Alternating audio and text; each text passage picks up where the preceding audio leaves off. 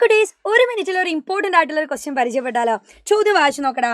12,125 is divided by which number gives 1.2125? അപ്പോൾ നമ്മളോട് ചോദിച്ചത് 12,125 ഏത് നമ്പർ കൊണ്ട് ഡിവൈഡ് ചെയ്തപ്പോഴാണ് ഇത് നമുക്ക് ഈ ഒരു ഉത്തരം കിട്ടുക.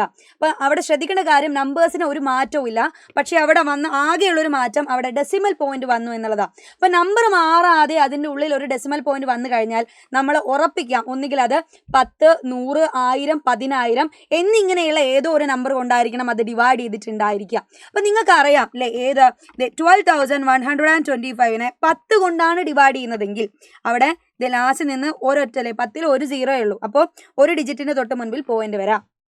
100 ആണെങ്കിലോ, 100 കൊണ്ടാണ് ഞാൻ ഹരിക്കുന്നതെങ്കിൽ എന്ത് ചെയ്യണം, 100ൽ 20, അപ്പോൾ 2 നമ്പറിൻ്റെ തൊട്ട് മുൻപിലായിരിക്കും പോയിന്റ് വരിക. പക്ഷേ ഇവിടെ ആൻസറിൽ നിങ്ങളൊന്ന് നോക്കിക്കേ, 4 നമ്പറിൻ്റെ തൊട്ട് മുൻപിലാണ് പോയിന്റ് ഉള്ളത്. അപ്പോൾ ഏത് സംഖ്യ കൊണ്ടായിരിക്കും നമ്മൾ ഹരിച്ചിട്ടുണ്ടായിരിക്കുക?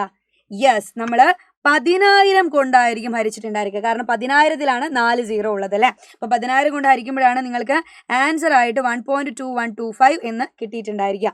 സോ ഇതേപോലെ എൻ്റെ മക്കൾ ഇപ്പോൾ ബോർഡിൽ കാണുന്ന ക്വസ്റ്റ്യന് ആൻസർ എന്താണെന്നുള്ളത് കമൻറ്റ് ബോക്സിൽ പറയുക.